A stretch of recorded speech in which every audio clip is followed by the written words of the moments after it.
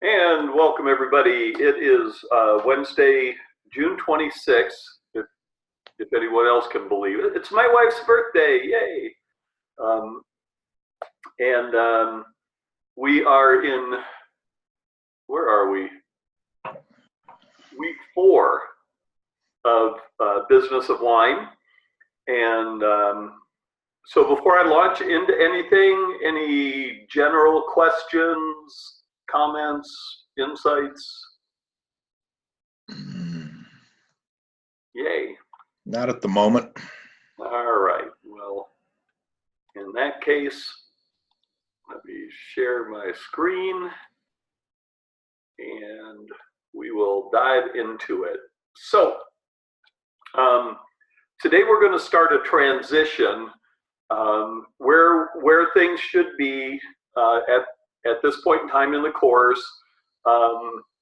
Your first project is due, which is your cost of goods financial workbook. If it's a work in progress, if it's incomplete, if you're embarrassed about it, if you're losing $1 billion, I don't care. 2 things. Number one, turn it in, you'll get credit for it.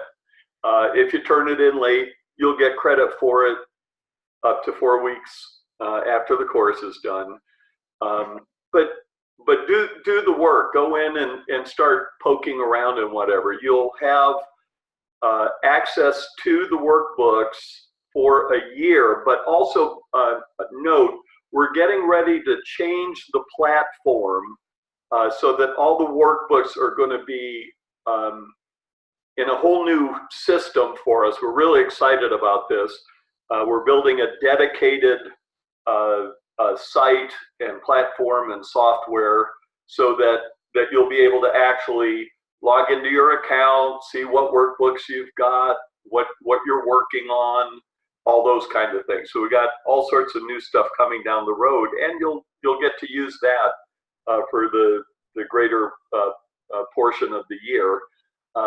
So if you're working on some highly detailed work, 2 things: you might want to hold off until we get the new platform up, but we'll also show you, go ahead and do the detailed cost of goods workup and stuff. Then you'll be able to download a PDF and copy the work into the new workbook. It'll be pretty simple. Anyways, so that's number one, the cost of goods workbook. When you're on the spreadsheetserver.com site, just hit save as PDF. It'll give you a PDF, email that to me, and you'll get credit. Okay, any questions about that? Nope. All right.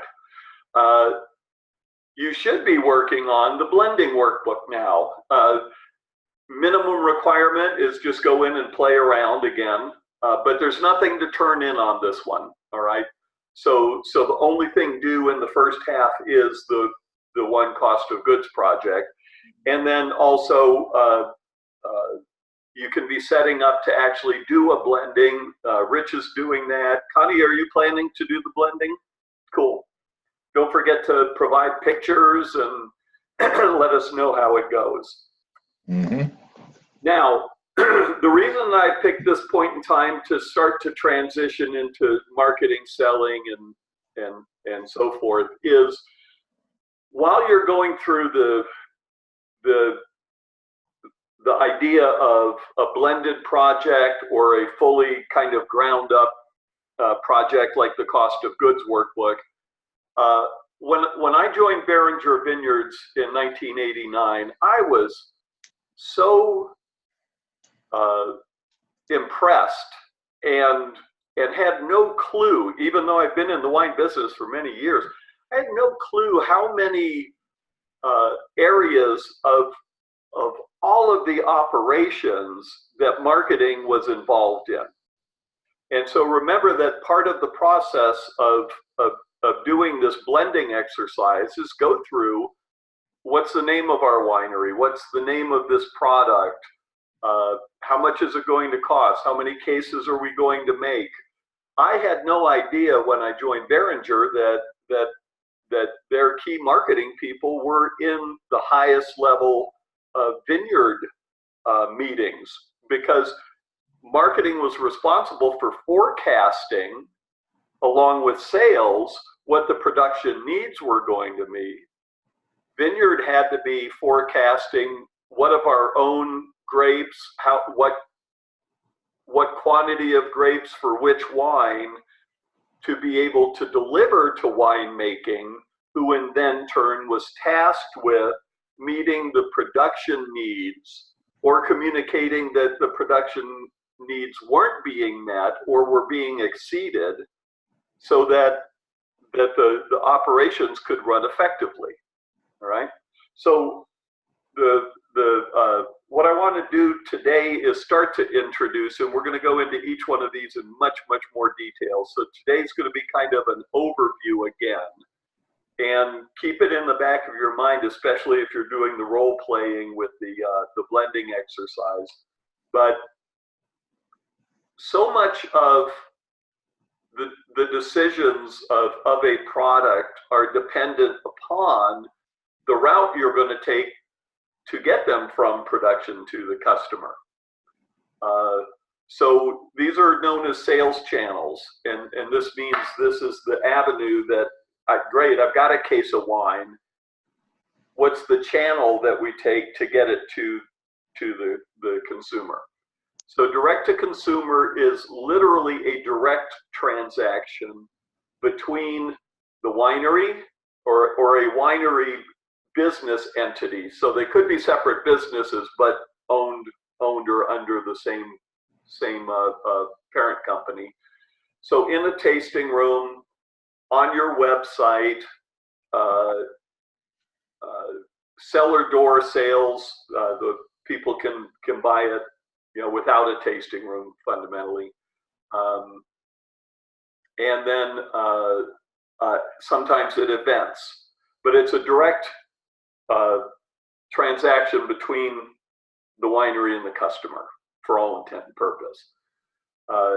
Direct to account is a channel that's available, as far as I know, in every state. If I hold a winery permit and production and so forth, I can also secure a wholesale license, so that in my state, not out of state, but in my state, I can sell directly to restaurants, I can sell directly to retail stores, wine bars, etc. All right. The fallacy, and I'll mention this time and time again, the fallacy is, oh, I'll save so much money because I'm cutting out the middleman. Don't delude yourself. This is how wineries get in big trouble. And we've got a fun example of that at a really high end on the discussion forum. You don't get rid of the middleman, you become the middleman. So in the 3-tier system, the distributor has salespeople that goes calls on the account. They receive the goods, they pay you for the goods, then they're responsible for collecting from the stores and the restaurants. They've got to provide support services, maybe wine education or these kind of things. They've got to deliver the goods, which is a big deal. But that middleman role, you really should take time, even if you're not taking that route, to understand what they do, because you're competing against them.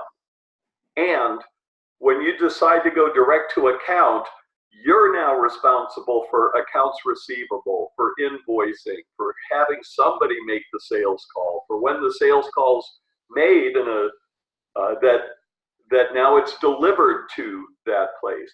And just on that delivery point, a lot of people find out just on the delivery of the product from their winery to the account, it's already a money-losing proposition. All right.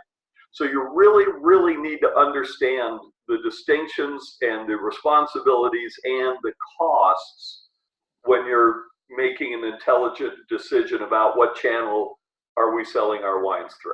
Okay. Any questions about that one? That one's a little Most people don't know that one so much. Okay. Internet reseller. If your wine's being sold online, a lot of people think, oh, it's being sold online, that's direct to consumer. Not if there's some sort of intermediary involved. And the intermediary might just be facilitating the transaction and then getting a percentage of the sale. And the winery is actually responsible for packing the wine, shipping the wine, and fulfilling the order. Other internet resellers actually purchase the wine. They bring it into their ownership, all right? So that's another model of internet reseller. So there's a whole bunch of different ways that this works, and we'll go through several kind of examples of how that looks. And now you've got wine clubs that have no production and maybe even have no inventory or no sourcing. They just create a club of smaller producers that they do this transaction. They become a marketing adjunct, all right? And so again, these are not direct to consumer, these are internet resellers. The 3-tier system will go through as 3 levels of licensing. The first tier is whoever owns the production license. Second tier is who holds the distribution license. And then the third tier is who holds the sales to consumer license. So in the traditional work, it means there's a winery or it even could be a custom crush product. There's a transaction from the licensed producer to the licensed distributor in a state. That licensed distributor then has the authority and the permits and so forth to sell to restaurants and stores and wine bars and that kind of stuff. And then that facility or company is licensed in turn to sell the wine to consumers, okay? So that's the 3-tier system. And then export and import is any and all of the above, kind of, with a couple of additional considerations thrown in, because there's extra paperwork involved. There can be wine brokers, and we'll talk about brokers later also. But a broker is somebody who's an independent business or individual that is working on behalf of a winery, but not directly employed by the winery. And so in the U.S. in 3-tier system, if you want to sell in the state of Utah, you've got to have a broker in the state. And the reason they do that is that person's a resident and they are liable for any unpaid taxes. So sometimes brokers are required, sometimes they're just an option to having your own sales force, sometimes they're just simply a best practice. And in import and exports, you could have an export broker, an import broker, and a distributor broker. So brokers can come up at a lot of different places. And then, of course, with export, you've got different set of cost and logistics of shipping and fulfillment. In export, you've also got different requirements, sometimes for permits and licensing. And in import-export, you've got other considerations of warehousing, getting the wine to the proper places once they get into the country of origin or destination and that kind of stuff. Okay? All righty. So my life is just one of constant learning, and for a long time I had no clue really what was the difference between sales and marketing. Sales involves a transaction. and there's points of sale everywhere from grapes to equipment and supplies and services, et cetera, et cetera.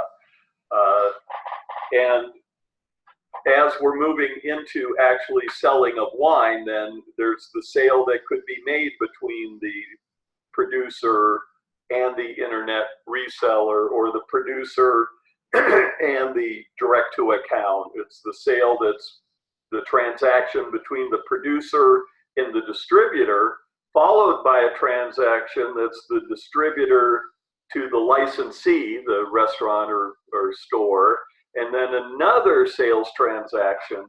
So sales is not just a consumer buying something, and it's really imperative to understand that at every point of transaction where money is exchanged for goods or services, that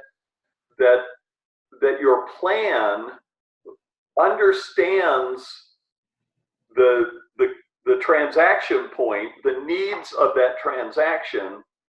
And so often, again, a failure in the wine industry is you've got a story or a marketing pitch that you present to consumers.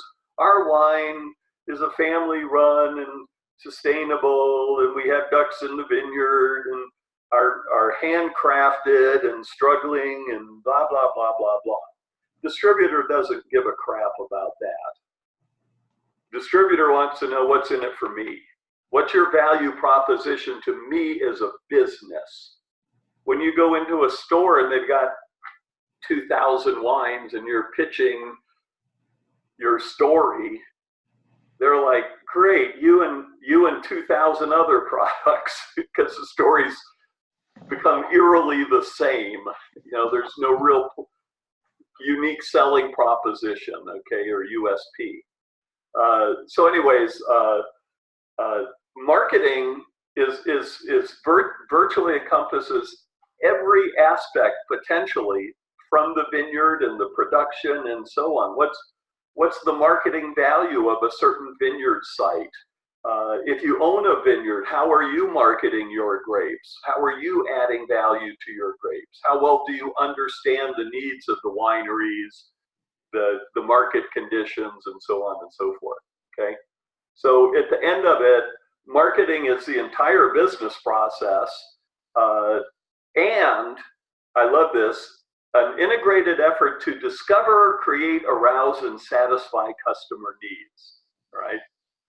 And sales is getting somebody to pay something for something. Okay, any questions about that? All right.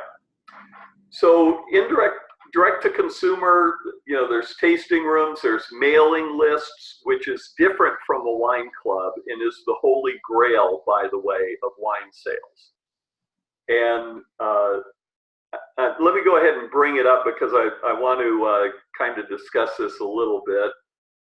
And that is Facebook.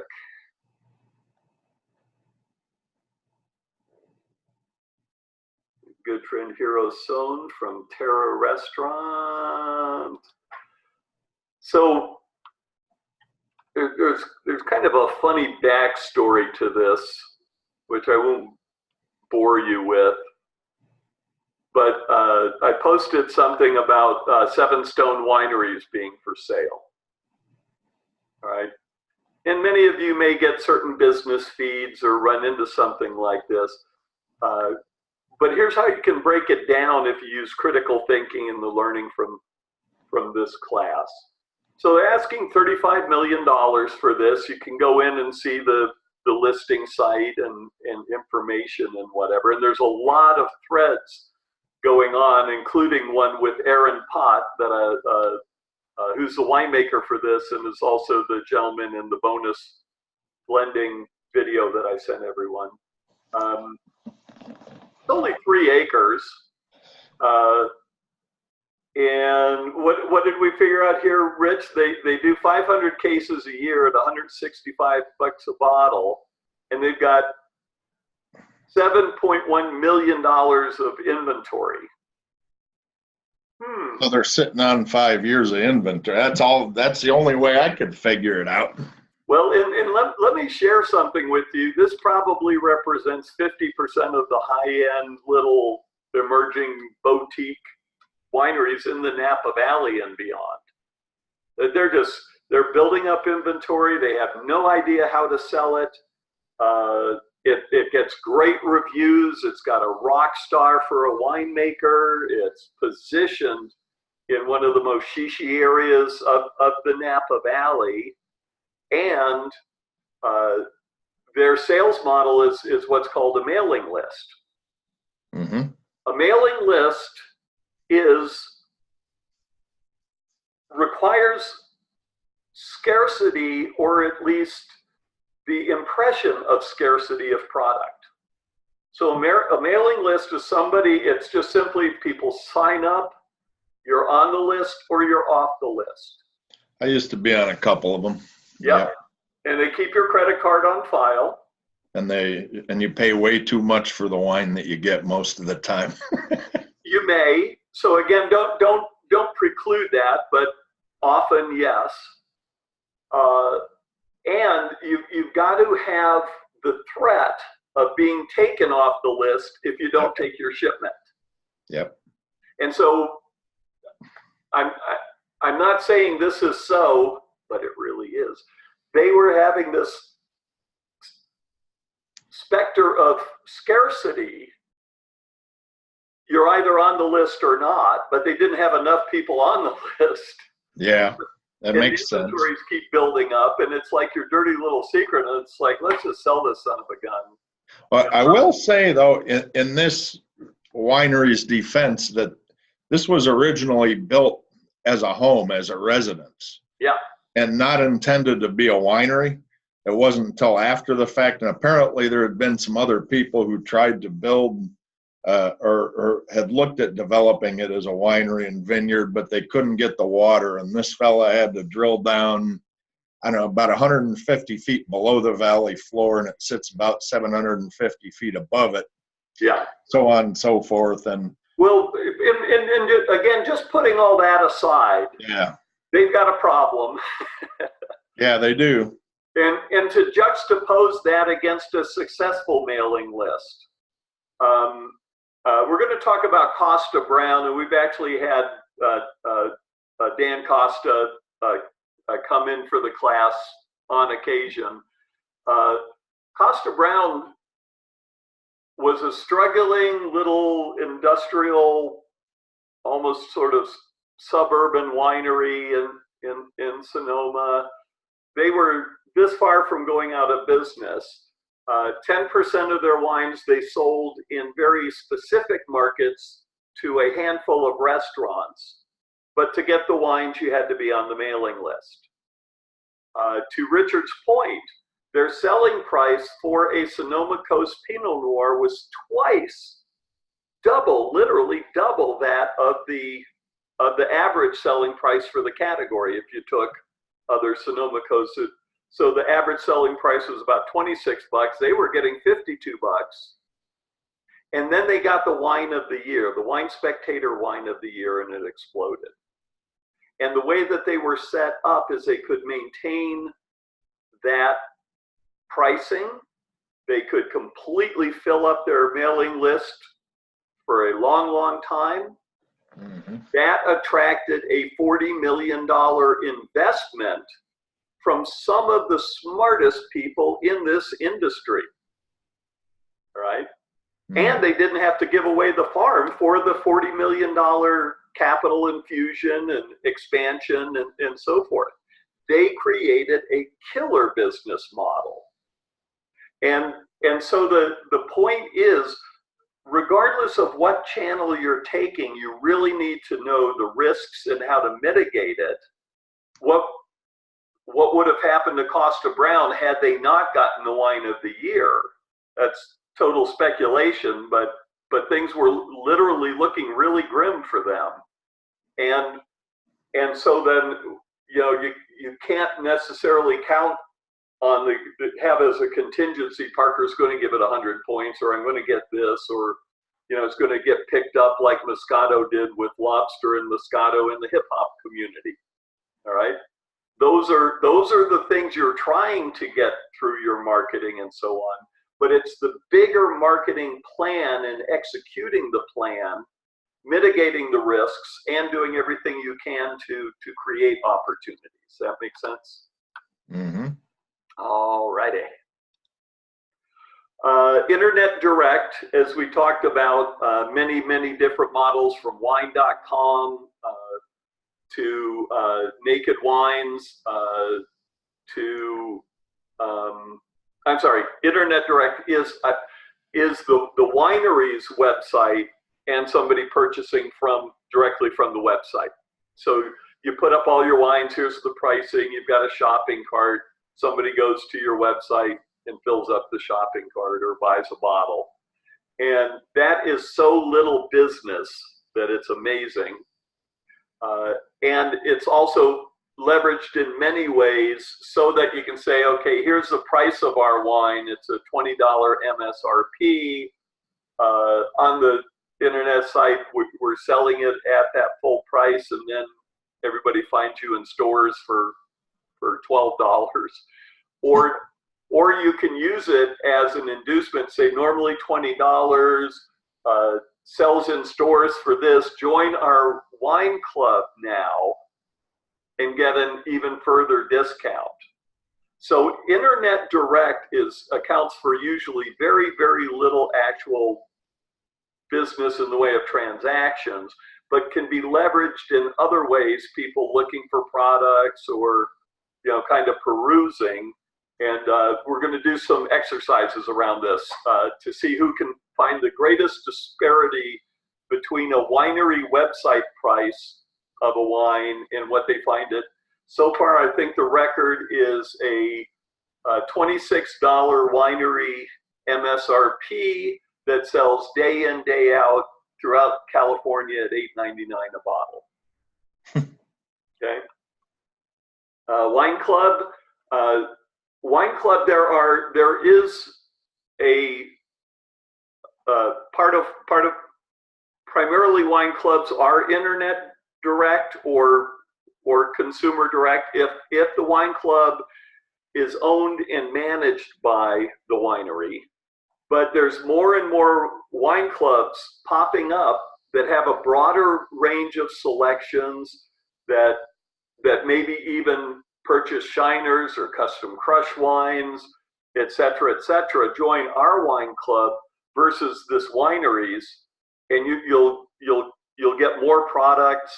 There's a big company based in the UK that does the wine clubs for Wall Street Journal, for Delta Airlines, for KCBS and Portland radio stations, public broadcasting, and so on. So wine clubs are constantly evolving and changing. And then a new emergence is the at-home wine tastings. This is multi-level marketing, sort of like Amway or whatever. I do a lot of work with Wine Shop at Home, which is, we'll talk about them specifically, but they have people who actually pay a small amount to become a consultant. They get all these materials and whatever to go into your house to conduct a tasting, take the order, and you get the wines. And that the multi-level marketing part of this, why don't you start doing this? And so if you start doing this, you'll get your wines less expensively, you'll learn all this stuff, it's a great lifestyle, and there are people that make six figures. They have these really great events in Italy or in Cancun and whatever. And so there's, and this is not, by the way, anything new. This goes way back decades and decades. My dad was a member of Pierroth, which is an Austrian company that was doing this in the 60s. And then another way to sell direct to consumers is at events and where it's permitted. Certain events now allow you to bring inventory or will arrange for inventory to be available, so somebody can actually taste your wine and purchase it there or in the retail tent.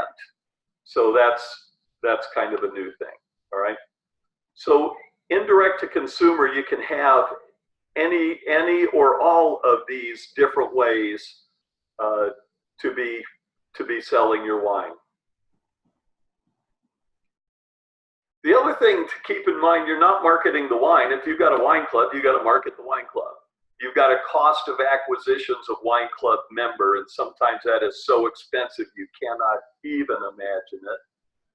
Where's my thingy? Oh, dang it.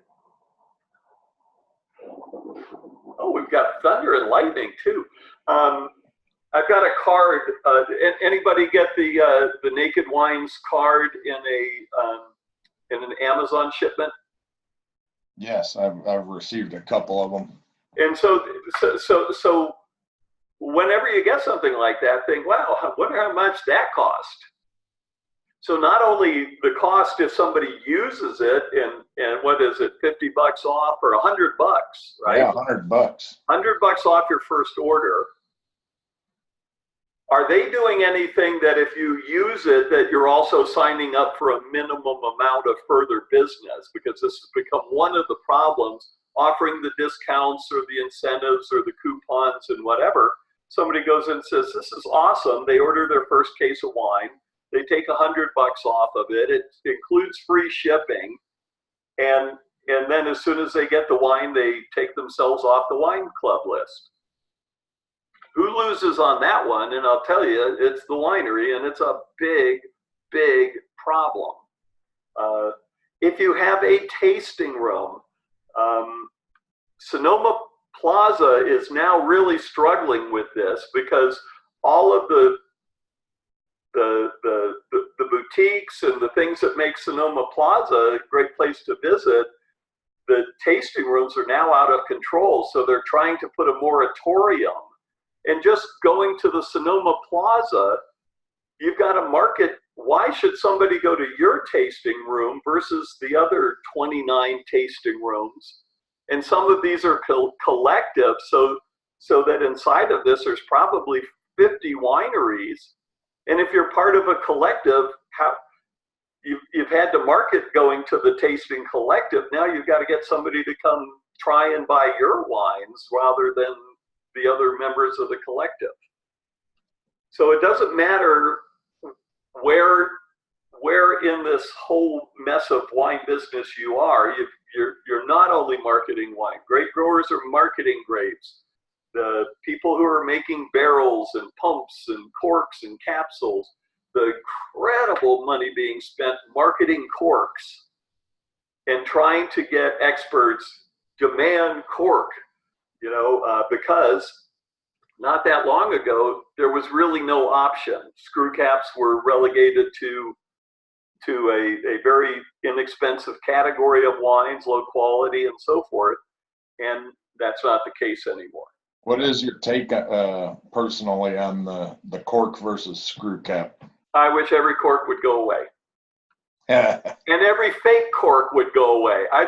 The damn sardine and anchovy producers figured out how to get rid of the key that you had to open up the thing with. There are technological advances that I very strongly believe outweigh all of the liabilities of corks.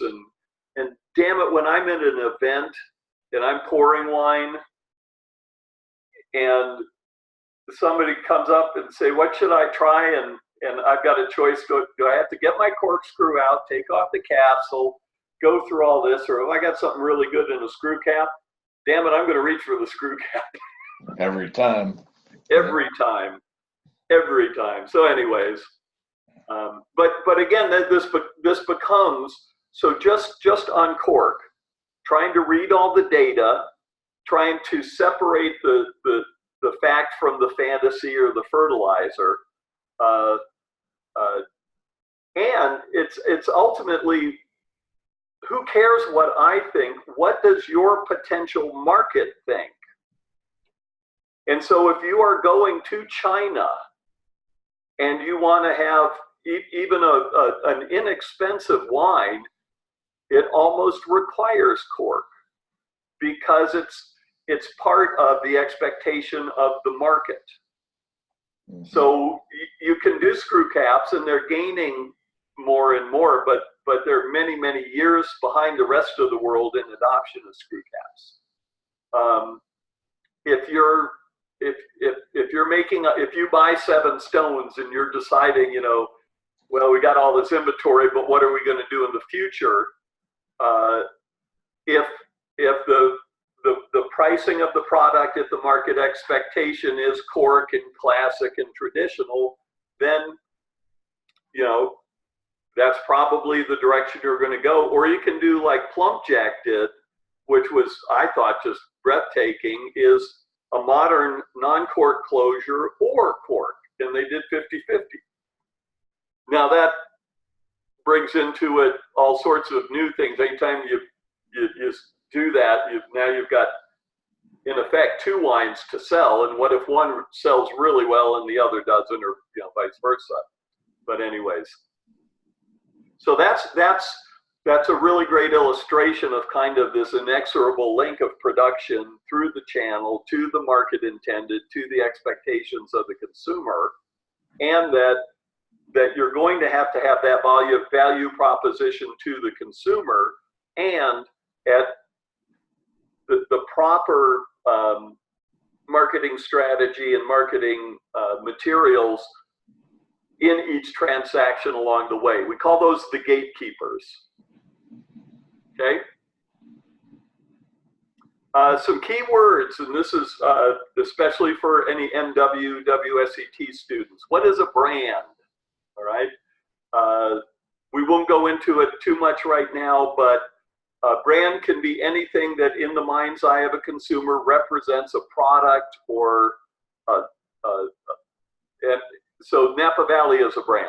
It's got a marketing arm to it. It's trying to protect its name. It represents something. Brand Napa Valley is important in the market. France is a brand. It has a promotional organization. It tries to offer a unique value proposition, just as Barefoot Moscato is a brand, or Opus is a brand, or Lafite is a brand. Okay, so a brand.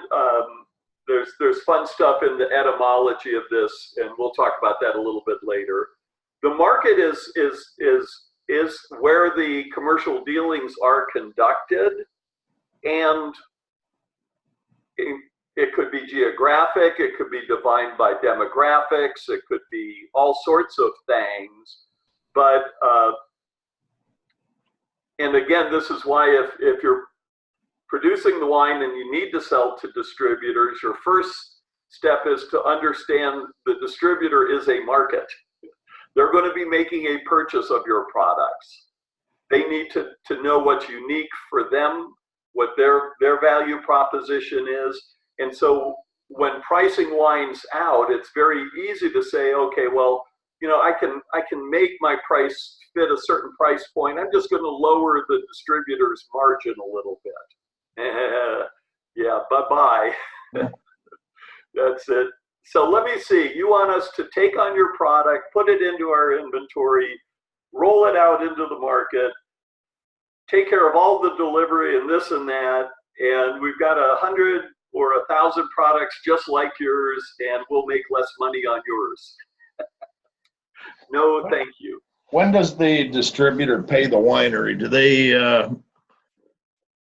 pay them within a certain amount of time after taking delivery of the product, or is it dependent upon the retail sales? This is all a part of ensuring that you know exactly what a distribution contract should look like. Stipulating payments and terms, allowances, bill backs, sampling, etc. And we'll go through that when we get to that point. Okay. Yeah, because wineries go out of business by not knowing and not preparing the proper contracts and terms and so on. And even if they think they've got it all handled, but they didn't do what's called bill backs, they didn't clarify what to do with returned items from the stores and restaurants. They didn't clarify what to do with sampling, how much is available for sampling. So somebody gets set up, they think oh, this is great, we got a good distributor, they're doing this, we sold the product, so we're kind of washing our hands, we're done. And then all of a sudden, here's a bill for $35,000 or $150,000 from one state, and you're going, what the hell is this? Oh, well, we wanted to make sure that all our salespeople could try the product and try the accounts with the products, and they're not telling you, and also have a little extra stuff for holiday gifting and incentives to sell other products. And plus we got you this wine by the glass, and that took, matching one free case with every case that we gave them. And so you must not have looked at that part of your contract, because they'll put it in. You better know where to look and what to prepare for. And so then this gets to the action or the business of promoting and selling. Again, the sales doesn't become sales unless a transaction takes place. But it's all the infrastructure, all the logistics, all the forecasting. It's all the graphics, the look, the feel, the trademarks, the stories, et cetera, okay?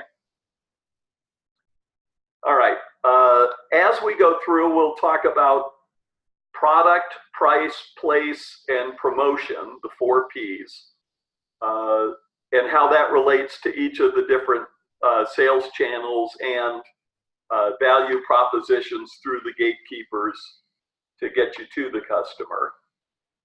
And again, this is as much a part of selling corks or grapes or marketing your website or anything else, okay?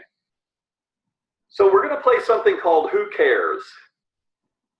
Who cares is not resignation, it is not ambivalence, it's like, really, who cares? The example I use is cat food. I've been using this for years and years and years. A little later, I'm going to ask you to go into the cat food section of a superstore or something and ask who cares. So here's Petite Cuisine, and it's New England crab cake entrees. Does the consumer of the product care? No, they're busy throwing up a hairball. They don't give a rat's ass. If Chef Michael, if it's Chef Michael's recipe, does the cat care? No.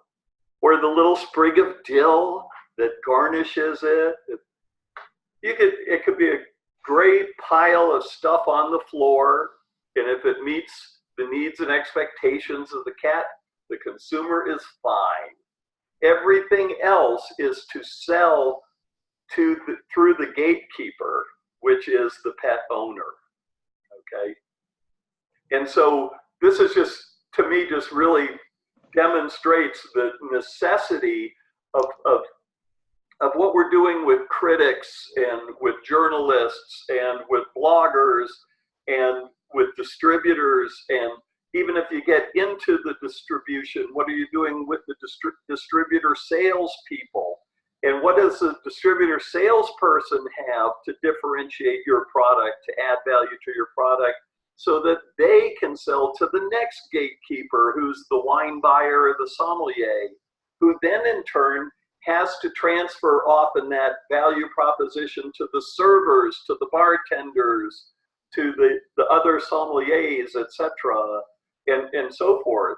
And so it's about reaching out, connecting, converting a shopper into a customer, and then keep them for the longest time possible. And that goes through every stage of the distribution process, okay? So we'll look at the route to market and broken down between roughly producer, the actual logistics and getting the product, which may be as simple as your tasting rooms in a corner of the winery, but you've got to get taxes paid and you've got to take that wine over to the tasting bar, and there really should be a transaction, even if it's just internal, so that production knows that there's a selling cost of what they're producing. They can be incentivized. You can look at the P&L for that production, and then it's being sold to the tasting room, which is only 20 feet away, but they're going to be running on as they purchase the wine, just as any store or restaurant would have, and that they've got to run their own profitability, do their own incentives, and so on. And this goes from the smallest winery operation to the top is the best practice. All right. And then it may be that then you're going through a distributor or direct to account, and then the wines from there got to get to point of purchase at a restaurant, at a retail store, etc. So this is just sort of an infographic of the different routes and what, the intermediary touch points. Okay. All right, so we talked about marketing beyond wine itself. I want you guys to start to pay attention to this and see what, how does the Napa Valley or how does the state of Virginia, there's a big push from wines of Moldova. Anybody ever had a Moldovan wine? No. I have. I've done business with Moldovan companies. In Moldova, the producers, the people in Moldova, are as aware of what California and even the Napa Valley represents. They have the same level of awareness as we do for what Moldova is. Honest to God, they have no idea what Napa Valley, so what? And so there's also this mentality or obliviousness. We think that people know the fame of American wines or U.S. wines, et cetera, and actually have no clue how oblivious people in China or Japan or Moldova or many areas of the world are about who we are and what we do. So, and that's a result of that market has not been marketed to. They have no awareness. They have no representation of value. They don't care because they don't know anything about the product, okay? So really start to look at how companies are marketing their IT services. You get these blind emails, search engine optimization, and all these kind of things, and they're trying to hook you using catchphrases and hyperbole and so on to see if they can get your business. All right, so then we've got the value chain. That's sort of a throwaway. Roles and responsibilities. So marketing is very often now, and there's many different ways to cut this. So this is kind of, if you threw in everything that potentially marketing could be responsible for. Marketing works with sales. They look at the products. They help with the planning so that they can work with production to say, this is how many cases we need. Now, sales might do that directly with production, but in many instances, it's actually the head of marketing who is putting the forecasts and so on, because they've got to look at every market and they work closely with sales, to come up with what these forecasts are. They, of course, are typically responsible for designing and labeling and branding and naming and all those kind of stuff. Developing and implementing the promotional tactics. As you're looking in 4th of July, look at the displays. And look at the big displays where maybe there's a Weber barbecue grill and prizes or coupons and whatever. Say, holy moly, how many stores around the country are they doing this, and how the hell much did it cost? And it can be millions and millions of dollars just for that one promotional opportunity, okay? Then also supply chain participation, marketing, looking at the tonnage requirement, forecasting and assessing wine volumes, ensuring the packaging, the right labels, the right boxes, the right bottles, the right closures all get to production on time. That's usually marketing that handles that. What's the production schedule? Working closely with winemaking. When do we need a certain wine by, which might be a couple months for a white Zinfandel or a Nouveau or a Moscato or something, and it could be years and years for a reserve style, oak aged, bottle aged, wine. And then they also help, if not directly, plan the distribution logistics. How many case goods do we have to have ready and prepared? Where does it need to be so that it can go to this market, to this state, to et cetera, okay? Then marketing is also usually responsible for the pricing, and again, working that sometimes on a state-by-state basis for export for different markets. What you're pricing for Wine Club, for your internet, etc. Do you offer discounts in post-offs? A post-office, we talk about this, is in certain states they require, if you're going to offer a discount, you have to provide the discount details in let's say 30 days in advance. That gets posted so that everybody can prepare for having that special price.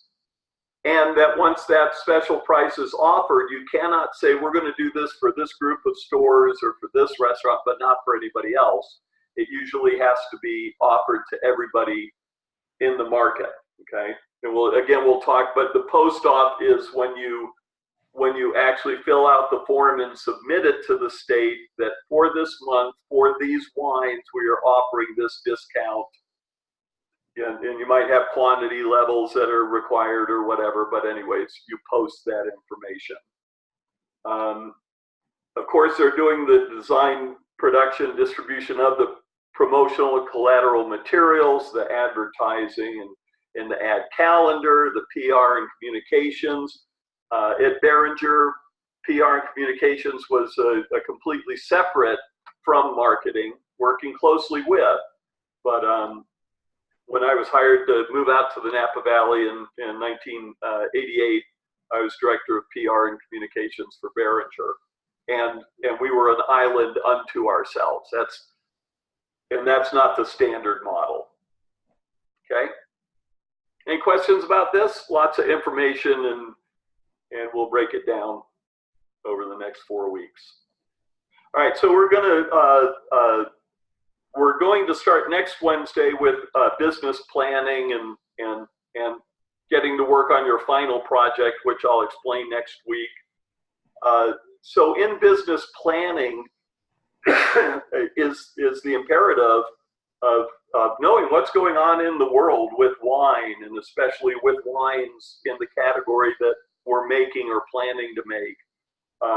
Who are the people who are going to be consuming our product? Where do they live? Where do they work? What do they do? Where do they shop? What restaurants do they go to? And this is called personification. And then understanding, okay, well, in this state or in this city or in this country, here's the category we're going into. This is how much wine's being sold in that category. And this is the market share we want to gain or grab, right?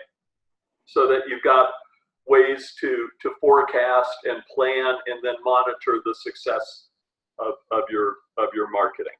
All right? So we'll go through that, looking at needs, defining it, and we're going to change from critical thinking to SWOT analysis, which is just a structured way of business critical thinking. And we'll go all through this over the next 4 weeks, starting next Monday. And so that you'll know the costs incurred if you're doing a wine club, if you're doing a tasting room, if you're doing account direct, 3-tier. So what's your margin potential? And then also, what's the volume potential through us? If you're planning to make 10,000 cases of a wine and sell it all through your tasting room, you better have one busy-ass tasting room.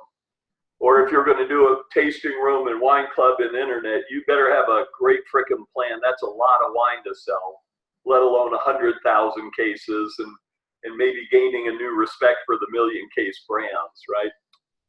And then how can you get additional support? Brokers or ambassadors is now a big thing. We'll talk about that. All right. So that's where we're going for the remainder of the class. I want you to think about these just in the back of your mind. as you're playing with your blending workbook, or if you're doing the blending itself, because it's easy to use these workbooks and say, oh, geez, I'm not making nearly enough money, I'll just double my production, right? Or that I'm going to lower my grape costs because they're low now, but what's going to happen when the inevitable swing comes in supply and demand, and it goes up again, so forth. All right. So we'll talk about this in more detail. So I'll just kind of wrap for now, and we'll continue to discuss. Any questions? I had one thing that came to mind. What's your take on the home winemaking and UVin segment? I know it's called the business of wine, and it seems mostly or 99.9% geared towards the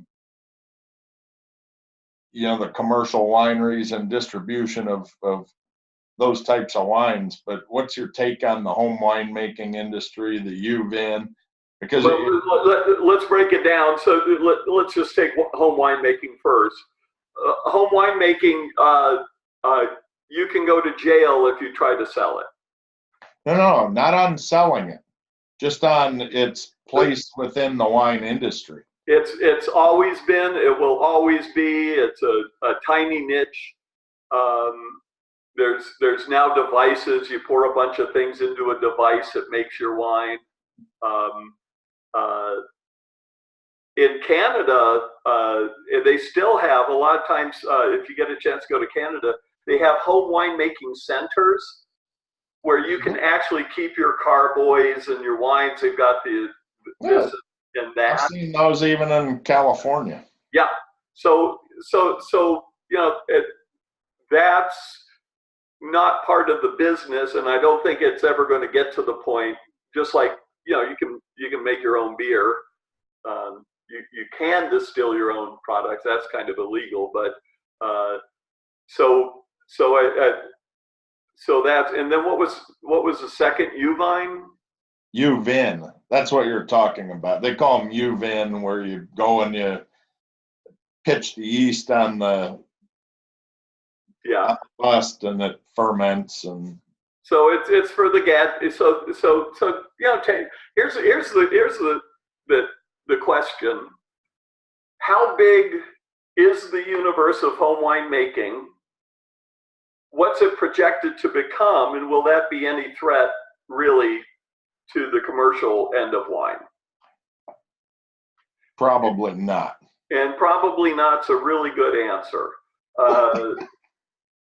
If you take UVin, you're taking a subsection of that, of people who, I can't recall specifically, but it's expensive as hell. I make my own ice cream, but I only do it because I'm on a keto diet, and I can make great ice cream, but it's a pain in the ass. And so UVin, I think, has a teeny market, but what's their business plan?